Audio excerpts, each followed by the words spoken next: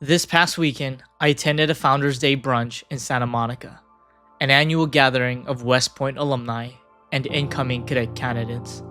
It was a room filled with accomplished professionals, business owners, lawyers, doctors, engineers, artists, and more, each with a shared history tied to one institution.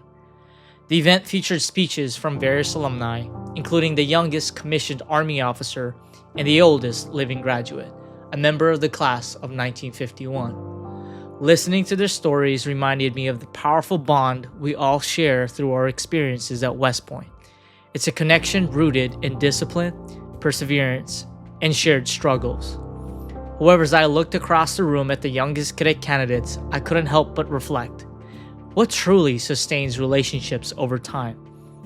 While institutions like West Point create the foundation, the strongest relationships are built beyond the uniform, through personal connections, emotional investment, and meaningful interactions that extend past titles and ranks. For those about to enter the academy, preparation isn't just about physical endurance, it's about mental discipline and relationship building.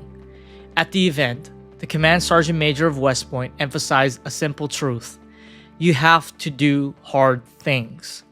That doesn't just mean grueling physical training, it means waking up early even when you don't want to, practicing self-discipline in every area of life, setting goals and pushing through discomfort, learning your craft and sharpening your skills before you even step foot in training.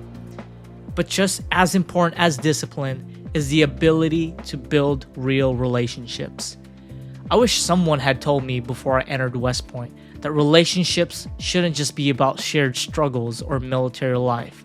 They should be about real connections, getting to know your peers beyond their rank, spending time with their families, and forming bonds that will last far beyond graduation. In just a couple months, many will go their separate ways, taking on different roles in the military, transitioning to civilian careers, or even moving to different countries. Some of your closest classmates today may eventually leave the uniform behind and enter industries you never imagined. This is why now, before graduation, is the time to invest in deeper friendships, go beyond the surface level camaraderie of training and military duties, spend time outside of structured environments, grab coffee, play sports, attend church together, build connections beyond work, connect with your mentors and professors. Many high-ranking professionals have invaluable networks, and a single conversation now could open doors in the future. The relationships you nurture now will shape your opportunities later. You never know who will become a future business partner, a trusted friend, or even a key mentor in your life. Years from now, when you attend an alumni event like Founders Day, what will bring you and your classmates back together? It won't just be the memory of training in the summer heat or pulling all-nighters for exams. It will be the personal bonds formed through genuine connection. I realized this firsthand at the brunch. Conversations didn't start with what was your rank or what company were you in. Instead, they started with, I remember when we took that weekend trip together. Your family hosted me during break. How are they doing? We struggled through that one class together and helped each other get through it. These are the relationships that withstand time. These are the connections that turn into lifelong friendships, business partnerships, and professional networks. If you only build relationships based on shared institutions, what happens when that institution is no longer part of your life?